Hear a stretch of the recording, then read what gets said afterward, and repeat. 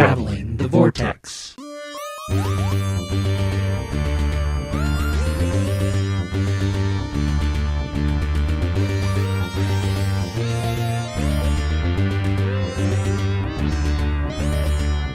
We've joined the Doctor as he travels the Vortex and lands outside of continuity in episode 418. I'm Keith. I'm Sean. I'm Glenn. How are you guys? Good. You're going to want to hold on to that.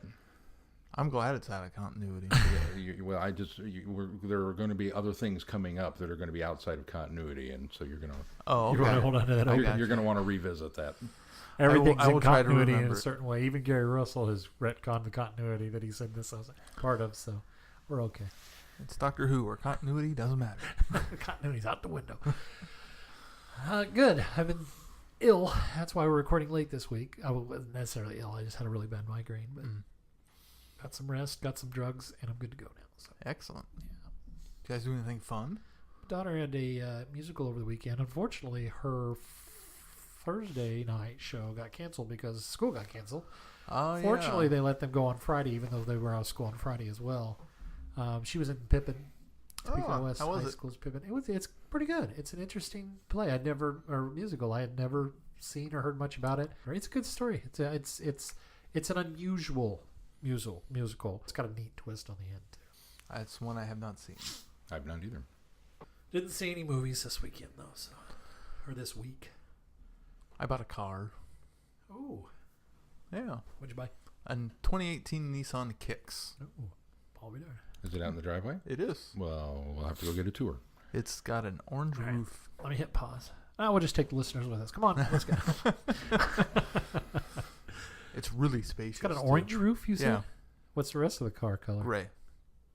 What? Yeah. Is All it- of them have Alright. different colored roofs in the bodies. I'll Almost have all of to- I'll them. have to see this. It's a two-tone, huh? Yeah.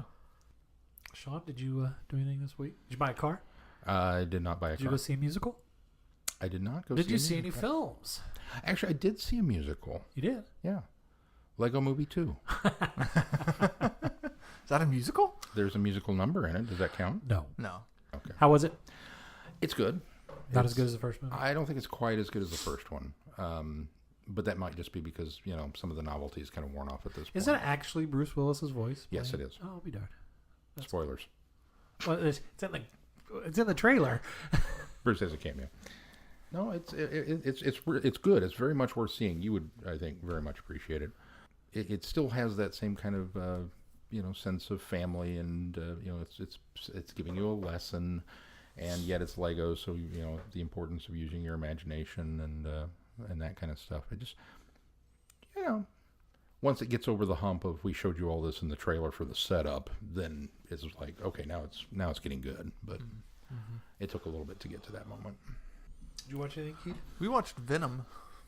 What did you think of Venom? I wasn't overly impressed. Really? I liked the third of it. Which third? The last The third. last third. Once Venom and Eddie kind of become actually symbiotic and work together as a team, it's a lot of fun. But it's just getting there is slow going. It felt a little rushed because they spent so much time setting everything up. Did you watch any other movies? We went and saw Cold Pursuit. I don't know what that one is. That's the new Liam Neeson beats up everybody in January release movie. Every year there's a Liam Neeson beats up everybody in January movie. This is this year's model. It's also a comedy. It's kind of weird. It's not what you would think. It's very much not in the vein of Taken or any of those, whatever, 11 of them, however many we've got now of those kinds of movies. It's a dark comedy, and it's very kind of sarcastic and twisted humor. It's fun. I don't know that it's run out and go see. It's more of a rental, probably. What's in the news, Keith?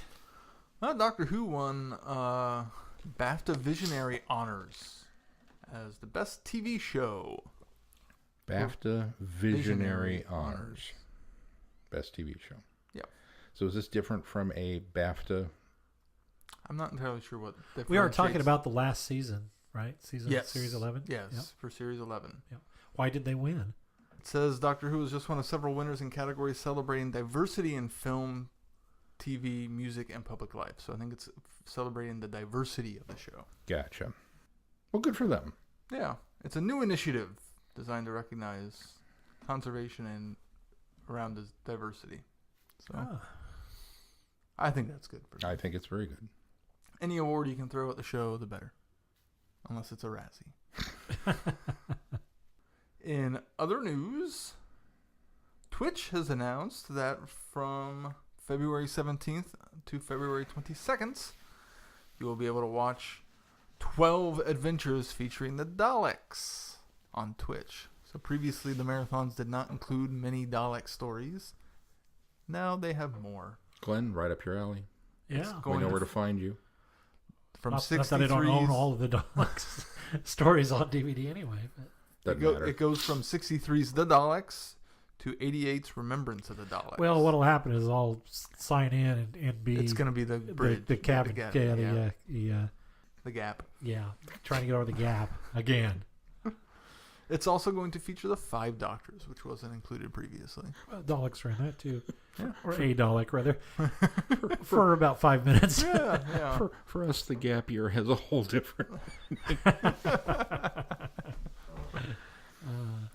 And finally, Candy Jar Books have announced the next Lethbridge Stewart novel in the Laughing Gnome series, book number 4, Rise of the Dominator. Dominators are back. Written by Robert Mamone. But the Quark's going to be in it? I'm not reading too much because I don't want spoilers. I want a fresh Dominator experience. London, 1973. Gangsters, Dominators, and the Brig. Cool. That's really all you need. Hey, yeah, no doubt. Huh? I'm in. That's it on news. All right.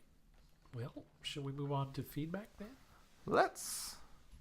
Because we should respond to some comments that Jameson mentioned in his audio. Let's do that before we read this week's feedback. Last week we neglected to answer. Jameson sent us audio feedback that we played in last week's show, and we got to the end of it and forgot to answer the questions that he had.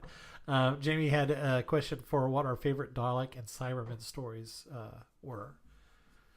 That's tough. For Glenn, that's all of them. Yeah. For Daleks. Well, I mean, there are some Dalek stories that I like less than others. He really likes Daleks in Manhattan and Evolution of the Daleks. That's one of my least favorites, but In the chasm. I still don't hate it as much as Episode 6 of the Daleks. That one especially. It's real easy to go to Genesis. I think that is one of my favorites. But I really think, as kind of cheesy as it gets sometimes, I think Destiny is one of my favorite. Destiny the Daleks, one of my favorite Dalek stories. And of course, Remembrance is always on the top. I like Invasion of Earth a lot. That and, Genesis is, the staple. And Remembrance is really good too. Genesis, Remembrance, of course, those are kind of, givens. Oh, Dalek is another yeah. Aces one. It's Asylum so of the good. Daleks. Not that Ace is in that. I'm just saying Aces is in. It's great. Yeah. I also have an affinity for Death to the Daleks. And it's horrible. It's complete bunk, and it's not a very good story. I don't care. It was one of those that I had the Target novelization of as a kid, and I read that story over and over and over and over and over and over and over, and was just enraptured by it. And then I saw the episode, so then all of a sudden it was the book come to life. And so it just kind of has this, this kind of special meaning for me. But those for sure. Any new series ones stand out to you guys? Asylum. Dalek, yeah. Dalek and Asylum. Asylum. Victory of the no. There's a lot about Victory I like. For Cybermen, I have a long list. All of them. Let's see, 10th Planet, The Moon Base, Tomb, Even Wheel in Space. Like Tomb. Tomb's probably one of my favorite of the classics. Tomb's a good go-to. The Invasion. Oh, yes, The Invasion, the other. Invasion's probably my favorite. Of the new series, I like that one with Craig. What was the Closing Time? Yeah. Are we allowed to put Big Finish in this in this list? I think so, yeah. I think if I remember it right, it could be across all stories. It doesn't have to be just television. Oh, well, then in that case. Sort of Orion. Yeah, in that case, Spare Parts is Yeah. my all-time favorite Cyberman story. Sort of Orion was pretty good. Real Time. Real Time is pretty good. I'll get to that. Yeah, we'll get there. I may have dipped my hand there. The other thing he asked about is if we watched honest trailers. And yeah, I think we have from time to time. I don't religiously watch it, but if one catches my eye that I think will be funny, I will. I check in every week to see if it's a movie I've seen, and if I've seen it, I'll watch it. Sometimes if it's a movie I'm interested in, I'll watch it. I try to steer clear too because of ones that I haven't seen, because sometimes they're very spoiler ridden. So most of the time they're really spoiler ridden. I kind of fall between the two of them. I think I check in way more than Glenn, but not nearly as much as Keith. But frequently it's another friend of mine that says, "Have you seen this yet?" and forces me to watch them. So, all right, well, let's move on to this week's feedback then. We have more feedback from Jamie. He says, "Hiya, Vortexers. I'm sorry. I'm so sorry. This will be a long one with my comments from episodes 54 through 58. Replies finally. Sean, you've gone Apple after all the grief you gave everyone? How dare you? Yes, after all the grief you gave people for jumping on the iPod bandwagon and calling them sheep, it makes you a traitor. I'm sorry, I can't stand Minuet in Hell, and I'll get more into that when you guys review it. On the comments, just so you know, I download your podcast from your website and transfer the files to my non-Apple MP3 player. I don't get it through iTunes or Zune, and when my MP3's player's down, I use my Android phone and listen straight from the website. I watched Dreamland once. It was okay, but yes, the animation was meh, and the story wasn't phenomenal. The Next Doctor. I've seen it. Not recently. I enjoyed it. However, I think it's my least favorite of the specials. I think the closest Doctor Who has gotten to steampunk Cybermen is the audio story The Silver Turk, featuring the Eighth Doctor and Mary Shelley.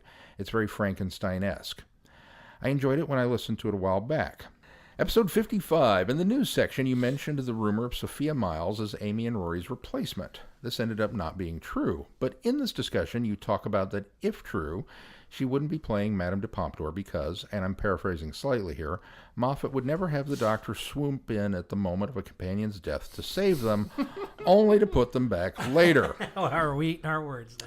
May I direct your attention to Clara, Planet of the Dead. I don't know why, but I really like this one. It's just a fun romp. The bus people aren't annoying.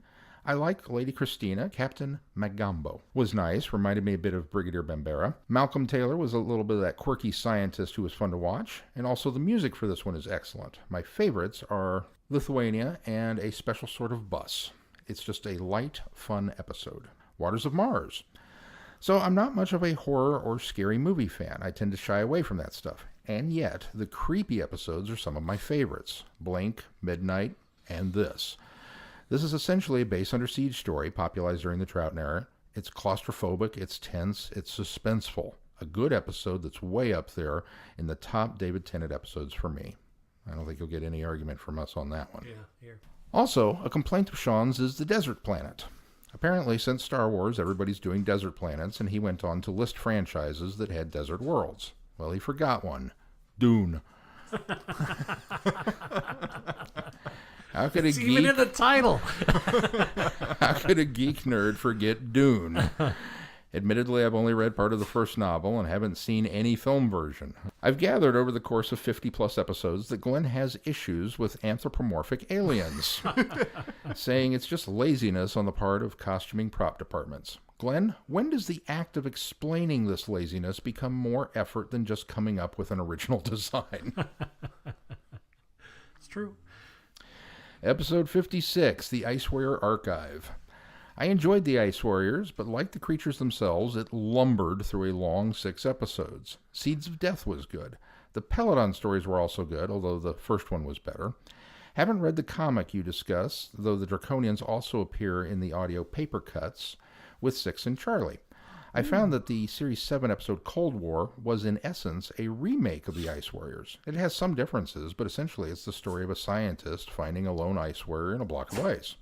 I'll discuss that one more when you guys get to it. I found, and it's been a while since I've watched them, but I found that I liked Seeds of Death better than the Ice Warriors. You talk about TMAT being down, causing a food shortage in 12 hours being somewhat unbelievable. However, what if in the future TMAT is owned by Amazon? And they have a monopoly on everything. People don't have the need for backup supplies when they can just have it ordered and sent directly to them. What pushes is probably that there's only one TMAT hub, and, well, they don't have a backup or a network of shipping hubs. Also, can TMAT be related to Kablam? I was just thinking that. Okay, headcanon. Could be. I'll buy that. I preferred Curse over Monster. Monster dragged on a bit, while I don't remember Curse doing the same. We're talking Peloton now? Back to or now on to Peloton, I should say. Okay.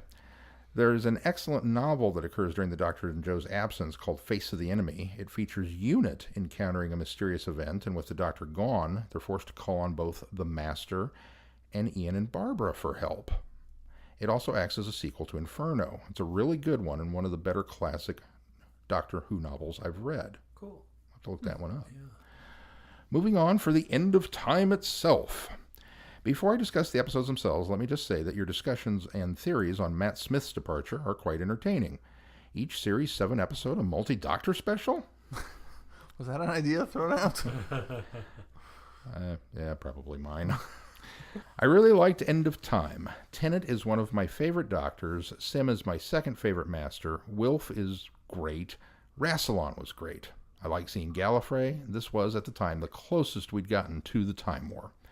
Yes, I'll admit the long goodbye was boring and seemed to just drag on. Although, did anyone notice the music in the spacebar with Jack? Hint, Daleks in Manhattan. It's got issues, but the soundtrack is great, and it's all around just a fun episode for me. I loved Timothy Dalton as Rassilon. I wish we could get more of him in Big Finish because he has such a presence as an actor. You talk about how underneath the legend of Rassilon, underneath the awe and reverence that the Time Lords have for him, that underneath all essentially lies a tyrant. I think Big Finish saw that and ran with it. I tried Cyberman Bob and couldn't get into it. Sorry, Sean. No harm, no foul on that one. I couldn't get into it either. However, I read the short trips you'd written and enjoyed those. Therefore, I have a mission for you should you choose to accept it. I'd love for you to write a few pieces set in the Time War. If including the War Doctor, I'd recommend listening to the War Doctor audios first just to get a feel for his Doctor, since Day of the Doctor isn't enough and he's sharing the spotlight there anyway.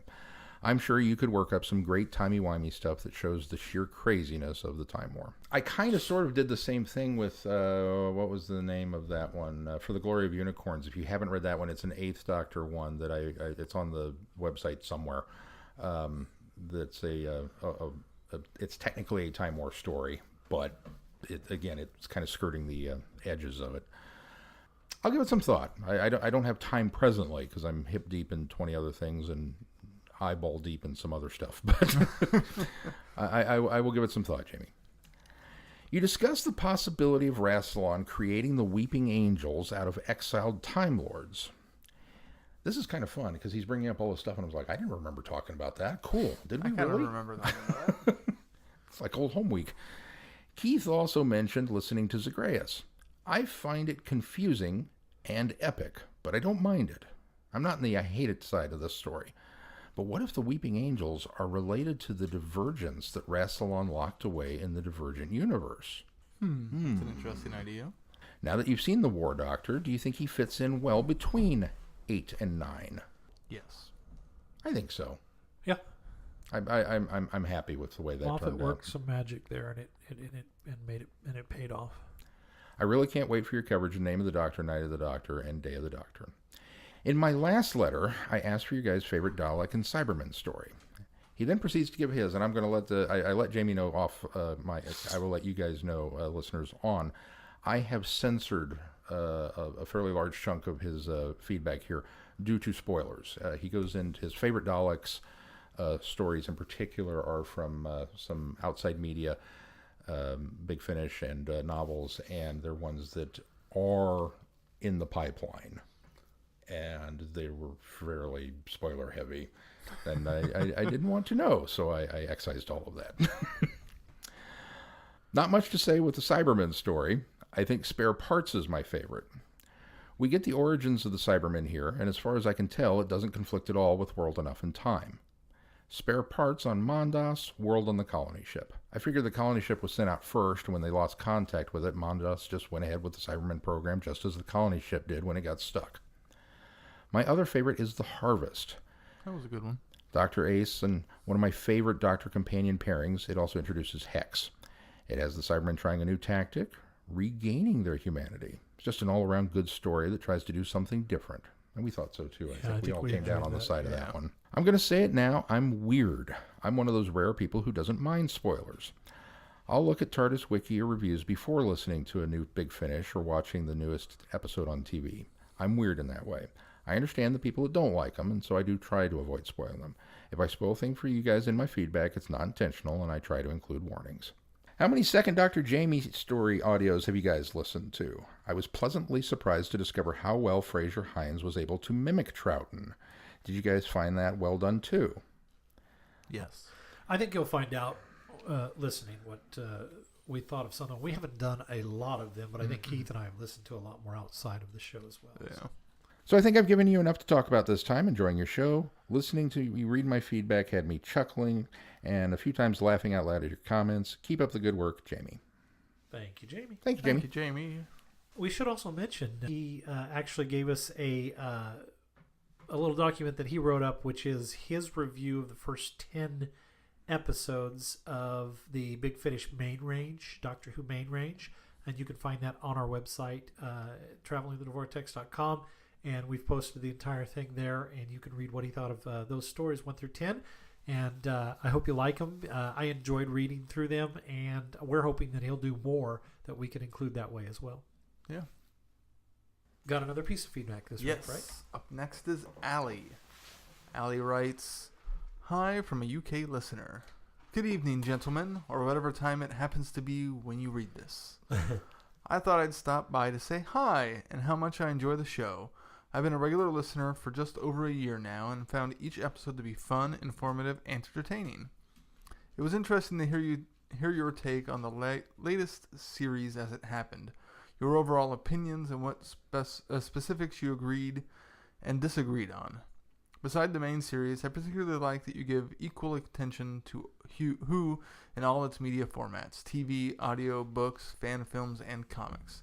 As a child of the wilderness years, my love for the Doctor developed through the audio stories, and it's great to hear both old and new being discussed. Congratulations on the new venture with TARDIS Sauce, and as ever, looking forward to the next episode. Best wishes from across the pond, Allie." Thank you, Allie. Thank you, Allie. Thanks, Allie. Good to hear from you. Welcome to the family. Yes. That's it for feedback. Cool. Well, let's move on to our review. Real time. The Doctor is sent to the planet Kronos to find and bring back several survey mission teams that have vanished into thin air. Accompanied by his mature and loyal companion, Dr. Evelyn Smythe, and a third survey crew, the team are close to solving the mystery, when a member of their gang mysteriously disappears. The Doctor realizes these disappearances are far more serious than they thought. The Cybermen couldn't possibly be behind these strange goings-on, could they? Bum, bum, bum. Yes? This took me a little bit to get into. I saw this actually for the first time about 5 or 6 years ago. I think we'd already definitely started doing this podcast. Now, it might have been even longer ago than that. And I watched, it had to have been longer ago than that because I watched it when it was still available on the BBC's website, BBCI. It wasn't BBCI anymore. I think it was still available when we started this podcast. Yeah. And I remember watching it on there, and I think actually it was even longer ago because it was when we did Shada, when we did the animated version of Shada. I watched this, and I watched Death Comes to Time. And then I think later we ended up doing Shalka Doctor, Scream the Shalka. So I had caught this a long time, but couldn't remember exactly what it most of what until I knew it had Cybermen showing up, and I had Colin in the blue coat. We hadn't been introduced to Evelyn Smythe at the time, so it didn't even... In fact, it wasn't until I went back to it this time that I went, oh my gosh, it didn't even occur to me that that's who that was. But when I watched it the first time, when we started listening to Evelyn in the Big Finish audios. So that was kind of a revelation of, oh my gosh, yeah, that would have been Evelyn at the time. No idea who that was. I just thought it was some lady with him. This time watching it, so I got excited about it because I remember kind of liking it the first time I watched it. This time it took me a little bit to get into it because it kind of feels like you're dropped into the middle of the story. You dropped into the middle of what's going on. And with the exception of that little setup of the lost communication from the previous team that had gone down to the planet, down to the planet, you don't know, there's not a lot of what's going on, but the story does a really good job of filling you in. And I think the really cool thing about it is it's a Cyberman story. And if you're new to Doctor Who and you haven't experienced a lot of Cybermen story. They do a nice job with Yiji's character. What was his name? Goodard. Really doing the nice little recap of the Cyberman story till now. And I thought it was really well done. Not to mention, better way than Attack of the Cybermen did. Right. But not to mention, and also when you're watching the video version of this, you see the really cool kind of montage images of the different styles of Cybermen, and as he's explaining it. So I thought that was really quite enjoyable, the way they did that. But it really feels like for the first several episodes that you don't quite know what's going on. It feels very confusing. And it's not until about the third episode that you really kind of start to put the pieces together. And I think it really picks up and gets good once you get into about the halfway, a little before the halfway point, right about the beginning of the third episode, I think is when it really gets exciting and going. But I think they tell a really, really great story. The revelation of Goddard. I think Goddard is the best part of this story. Just the ideas behind him and how it's executed is just so well done. And knowing that it's Yiji doing the voice. I thought the voice sounded familiar, and I didn't realize it until you mentioned it, because I didn't go bother to look it up. The Asian child. The Asian child. I thought he sounded familiar, and then I went, "Is that Yiji? That sounds like Yiji. I'll bet that's Yiji. It even kind of looks like Yiji." And then I went and looked it up. Yeah, it's Yiji. I confess to, I hadn't seen this before. This was my first time with it. And when I put it on the schedule, I thought it was something else. So, what did you think it was? What would you think it was, one of the real-time productions? Yes, I did. And so Glenn kept going on about, no, we're doing both the video and the audio presentation. And I kind of kept thinking in the back of my head, what audio? But, and I just wrote it off. And then I got into it, and it was like, there's the... So you watched it first. Sixth Doctor, and there's Evelyn. What am I... Oh! Yeah, it totally was not what I was expecting. Which is, and I'm sure you told me that. I'm sure at one point in time we discussed real time, and you told me it's not part of that. I think back when we watched Shada, and we talked about the 4 different webisodes that they did. Because just a little background into this for not just you guys, but the listeners is, and I think we talked about this before, and you're probably familiar enough, but back before Doctor Who came back to our television screens, the BBC toyed with the idea of this is how they were going to bring Doctor Who back to the fold, basically. They were going to use the internet, which was still, the entertainment media on the internet. This is early, maybe even pre-YouTube days. This was 2002. Yeah, this is where they were going with it. This is where they were going to do their relaunch Doctor Who on the internet. And they did Death Comes to Time, which was the 7th Doctor story. It was the first one they started with. And I think it's a much shorter story, but it did really well. People loved it. People were flocking to BBCI, which they were really trying to get into the internet game. And so they, knowing that Big Finish had already been doing audio, contracted with Big Finish, brought them on board and said, hey, will you do this for us? Help us do this. We'll put the visuals together. We'll sync the audio and we'll do it this way. And they did, and they loved it, and they thought it was a great idea. And Big Finish was on board and thinking this was going to be the next thing. In fact, that's part of the reason why this particular story ends the way it does, because I think Gary Russell thought he was going to eventually revisit this story and do a sequel. Unfortunately, things happened where they had a falling out with BBCI, and Big Finish and BBCI kind of severed their relationship with them. Part of that also had come by the fact that the follow-up for BBCI was Shada, which I think they ended up using BBC for, or no, they used Big Finish for it, but there was some rockiness there. And then when Scream of the Shalka came along, that project came along, they went outside of Big Finish, and I think that was the nail in the coffin for that partnership. And so ultimately, and then we know where it went from there. A certain man named Russell T. Davis decided to put a bug in the ear of the controllers at BBC Television and managed to bring it back. And so that kind of killed this little project that had started to blossom on the internet. So, that's what this is. That's from that little era of Doctor Who. At the end of the Wilderness years, towards the end of the Wilderness years. It took me a minute to figure that out. And once it did, then it all that came rushing back, and I went, "Oh, this is part of the okay, yeah, I know what I'm watching now," but I still hadn't seen it before, so I was very much just along for the ride.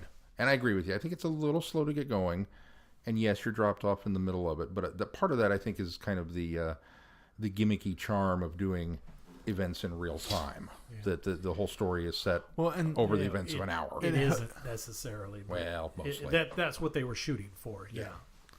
It really drops you in the deep end initially because you're in this experience of, okay, the doctor's going back to fix it. We'll see. And not realizing it's not talking about the doctor. It's talking about Goddard until you go back and rewatch it. And that little prologue really dumps you into the deep end, and then it gets to the rest of the story, I thought. Explain. I'm not sure what I'm following. You remember the prologue where it's, he's hooked up to the thing and going forward or whatever. The two guys talking. Am I imagining this? Nope. The prologue. Yeah, I know what the prologue was. Yeah, that's not the doctor. That's not Dr. Oh, that's Goddard going. Yes, okay, I got you. Yeah, I didn't get that. you. Obviously, you're led to believe it's the actual doctor. Right, I got you. Dr. Goddard. Right, okay. Yeah, I didn't think it was the doctor, so I guess maybe because I had watched this years ago and knew the story. Did you think it was the doctor? I thought it was the doctor. That's why I was confused. I was like, the doctor never... No, they call him the doctor. Yeah. So we're led to... Right. You're supposed to believe Sorry, I didn't get that. With any story... Oh, the doctor is... Okay, I know who we are. Yeah, right. Oh, it's set in a hospital. Yeah. You know. Until they quantify it, I assume the doctor is the definite article. I'm on board now. Same. But I enjoyed the ride. And it's got so many of those little things that could have gone wrong. It's like, we've got a survey team, and we're in the desert, and we're, okay, there's a time Another portal. Desert planet, And I mean, there's just so many things that could have gone wonky, and don't. It's a tight script. It goes right where it needs to and gets moving, and some of the wonderful things that this story does, and it's obviously forward active now, but I don't know if anybody else feels this way. The visuals, while, it's really, really, really a stretch to call it animated. It's a motion comic. It's a motion comic more than anything. And that, obviously, at the time that it came out, is just the limitations of the internet. Yeah. Oh, yeah. And how you were able to watch it. But the fact that the Cybermen were not able to do full conversions. Mm-hmm. And so it was a very patchwork job. And these people showed up. First of all, it's probably the most horrific cyber conversion in the history of Cyberman stories. I think this was the goriest. Maybe it's not quite the right word, but the traumatic. Gruesome. Yeah. Not only the process, which we get a kind of a detailed look at, as opposed to just sound effects in the TV show. This is really here comes the claw, here comes the, and oh, look, there's blood. And I mean, it's kind of all in there. And it's like, yeah, this is really intense. And I'm kind of glad for that, because it brings back the body horror elements of what Cybermen stories I think have been missing for a while. Yeah. That is part of what makes Cybermen terrifying. But the other thing is that because it's such a patchwork job, and the way that these were drawn, it retconned so much of Cyberwoman. Yeah.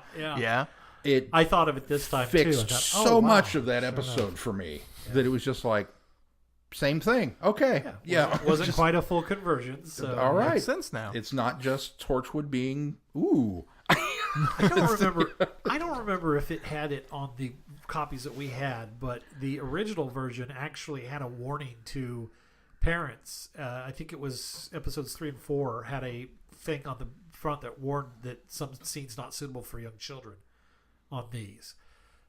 I personally think that they overstepped a bit, in my opinion. I don't think it needed to be as gruesome visually as it was.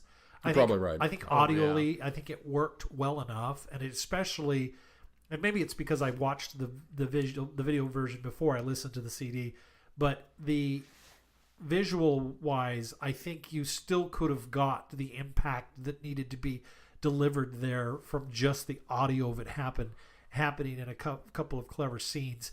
I didn't have a problem with like the random body parts in the background. I think that visually enough established the fact that this was a very patchwork facility that was being used. But I think the very graphic nature of, I think it was the administrator's conversion, or no, it was the not him, that was another guy earlier on, and the crushing of the one man's head. Although we luckily don't see that. It just goes to a full red screen, which I appreciated that. But just the blood on the clothes, I think that the graphicness maybe pushed the envelope a little too far for me.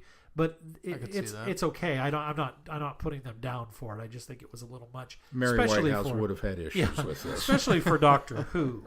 Maybe I'm channeling her a bit here, but overall, I agree with the statement of how I think that it needed to be. This does take it to a level that the horror of what Convergent could be. So I agree with you that, but I just think they could have stepped back the visuals a bit. Yeah, it's just, it's very easy to kind of think that, there's people in the suits.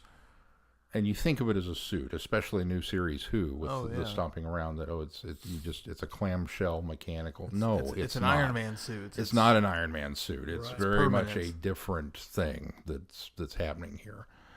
That to me is kind of what's always, and I think that's what Kit Pedler was going for when cybernetics first became a thing back in the 60s. That's where the scare factor was for him. That people would be willing to.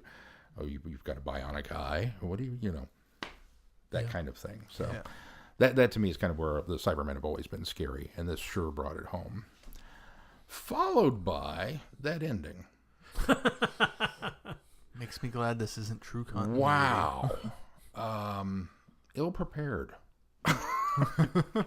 Was oof. Yeah. Did the first time I watched this, a part of me felt that it was going to be Goddard in the cyber suit. Mm-hmm. And the interesting thing about it is watching it again, I had forgotten who was in there. I had completely forgotten from the first time I'd watched it years ago. And so I was like, I can't remember who this is. It'll be a big reveal.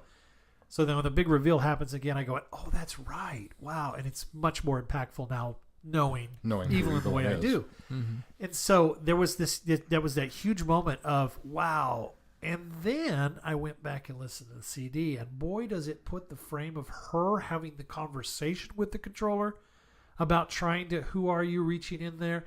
It makes it even more impactful on the second listening that she's talking to her cyber converted self. Yeah. She's trying to reach in there and get that person to resurface without knowing that it's her in that cybernetic outfit.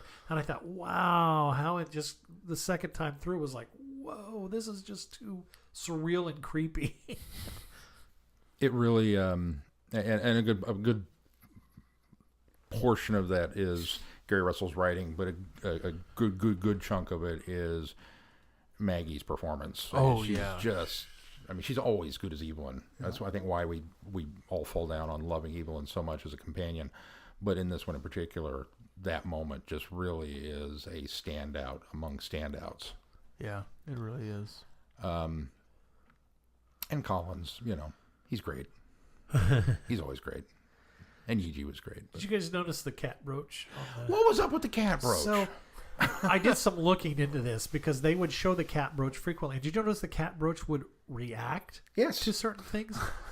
I didn't know this until I went and did some research. Apparently, it was floated at one time that when they were choosing that brooch costume, he wore several different brooches that they went through. But the idea was to have the cat brooch actually react as the Doctor reacted to things. That was an idea as far back as the 1980s when Colin was on television. Really? That was a concept. And so this was a slight nod to that. Gary Russell apparently, or maybe it wasn't even Gary's decision to do that, although I think he did direct this, so he had something to do with the animation. But somebody's decision was to make a slight nod to that original concept by doing that. And that's why they keep cutting to the brooch, and the brooch actually reacts to things. So I had that was no idea that was a thing. Yeah, I didn't either until I was doing some research. I was just going to write it off that it was Frobisher. Another thing that I looked at that, and I'm not going to go into it too much, but in the Cat's Cradle series of the Virgin New Adventures books that I've about 11 books into now. There is a, without giving too much away, there is a mysterious silver feline that keeps roaming around, and you kind of learn what its purpose is. It's very, they don't really go very far with it or go much into it, but it seems like they had set up something that they didn't really do much with, but it becomes the thread through that arc. And something in those books have always alluded to me that was more connected to the Doctor than the way they make it connected in the story. And somewhere in my head had imagined that maybe that was that this silver feline had always been there, and it was actually at first been the brooch that Colin had wore. But so when I saw the cat reacting, that's where the cat brooch reacting. That's where my head went was, oh, they explored that more than what they alluded to in the books. And then when I started reading that, no, it was simply an undone idea. It's like, oh, I kind of deflated my my expectations of that. So, okay, so we leave off on this cliffhanger that, Evelyn's infected with this retro virus that's going to go back and wipe out all of Earth and cyber convert the entire planet. Which is such a cool idea. And the fact that they turn it on its head, that, the time loop of that entire thing of the Cybermen don't get the virus until he brings it to them from the past, the bootstrap paradox that they which did anybody grandfather paradox, as they refer to it in this one. Did anybody else, as soon as what have you got there and he explains what it is, did anybody else go, oh, you're the one that brought it, man? Did anybody else just latch onto that immediately? Except for I kept wondering, well, when is the Doctor going to deliver it? Because he's adamant about they don't know when or where, or they know when, but they don't know how the Doctor delivers it. But he knows that the Doctor is going to be a part of it. And at the point that I was the same way. I was like, well, yeah, you're the one that started this. And it wasn't until the second time around that I realized what the cyber controller is doing. And he reactivates her cybernetic chamber after he's stopped the process. He ends up starting the process again. He says, reactivate that chamber. And I remember seeing that when I was doing the audio, hearing that here. And I thought, oh, well, the Doctor's not going to be able to save her in time. But the Doctor gets in there and he does. But it's the second time that I realized that she almost had started going under the process. But she wasn't necessarily going through the process again. She was just being injected with this virus. Process. Yeah, it was a different process. Yeah. And so that was the helpful thing about listening to this on the heels of watching it, is I caught a lot of these little things that were going on. And it wasn't until the big revelation to me, other than Goddard being a Cyberman, and also the fact that the really cool effect that the Doctor figures out that none of the Cybermen can see. Yeah. That was neat. And picking up on the little clues that the Doctor picked up on the second time was neat to listen to that again. But to me, the big reveal isn't necessarily even the fact that Evelyn is the cyber controller. It is the fact that you go, it's not until they're on the TARDIS and they're going to, and she decides she wants to go to 1939 when 27. Or no, yeah, I'm sorry, 1927 when Lucky Lindbergh flies the Atlantic, that I thought the Doctor did deliver the virus. And it's just those little nuggets and that one big one there at the end is like, oh wow, he was right. Goddard was right all along. Because when Goddard's giving his thing about, I was born in 1927 and this, that, and he's kind of giving you this whole backstory, and you're like, oh, that's a little much, but okay. I don't know why we need to know all this, but okay, you do your thing. Wow, this is a pretty tragic backstory you've got, man. And then Evelyn, yeah, I'd like to go see this. All right, here we go. Earth, 1927. No. Oh. So where do we fall down on? Obviously there can't be a sequel now because we've lost Evelyn. So we've lost Maggie. Yeah. There is no chance of doing another story, at least in this format, and continuing the story on. Now I know that Gary Russell's kind of sort of. Well, there's so much talk about divergent universes and different timelines that I'm okay with in my head. Even though the cyber controller was talking about reactivating the chamber, in order to get it to work, I have to believe that the virus did not take to Maggie or to Evelyn, and that Goddard was wrong that they didn't actually infect her, and they're just going off to have a good adventure. Well, I think it unravels the entire paradox idea, though. That how did it start? Well, This has to yeah, be the that's a good cause and question. effect. But to me, and it's that's a trying good to break the paradox. that's a good way. Yeah, but that's I think the problem is you have to have a paradox breaking moment, and they don't illustrate that well Yeah. enough. They I just they want show Evelyn you to be they okay. show you that and that's a good way to headcanon retcon it. I think.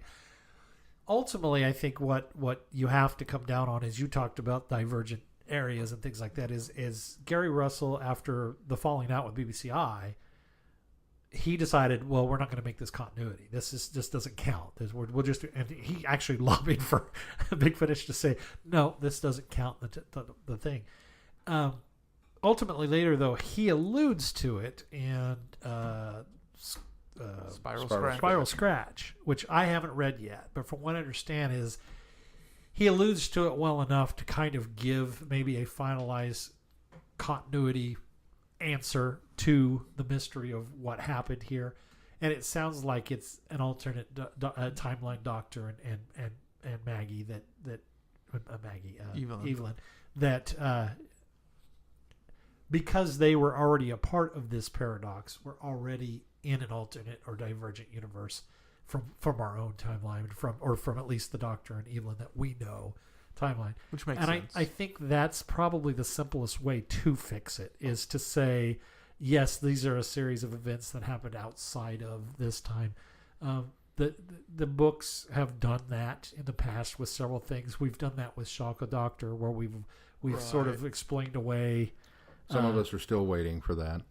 We haven't watched Death Comes to Time, but it's my understanding that there's another nugget in there from what I've read that really can't jive with. It's because they were going a new direction with Doctor Who that ultimately they could end up going a new direction with, because things kind of fell apart and thanks to the show coming back, which I'm not knocking that. I'm glad the show came back to television, but it'd be interesting to see where they were able to go with these different lines that they were setting up for the web universe, basically. So, well, and because it's such a time loop in everything, you can kind of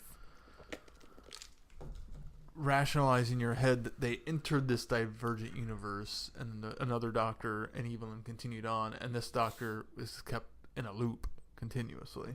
it's sort of that what was it, Flip Flop, that had that idea of an alternate Doctor and Mel in a different timeline. I think you can go there with that, because they have.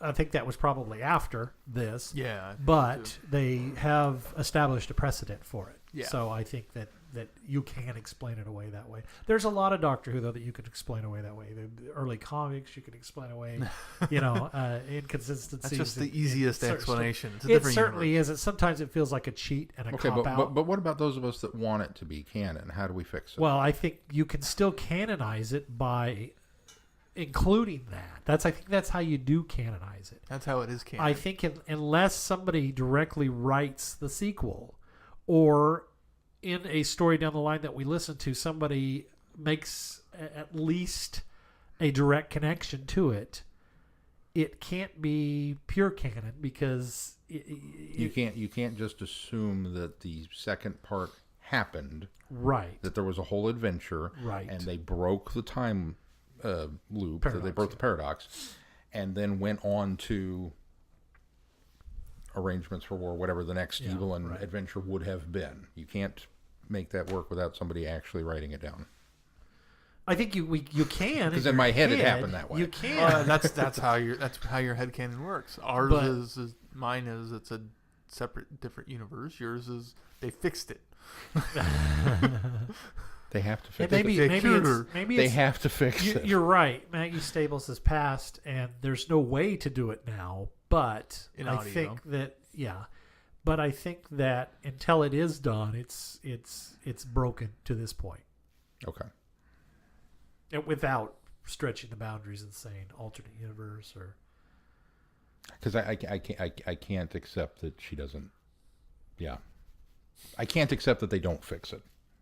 Even in a divergent timeline. But I think it Because it still has to be fixed. It still has to be fixed. I agree with you. I'm along those same lines because I'm the guy that wants everything in Doctor Who canon. But I agree with you to that point.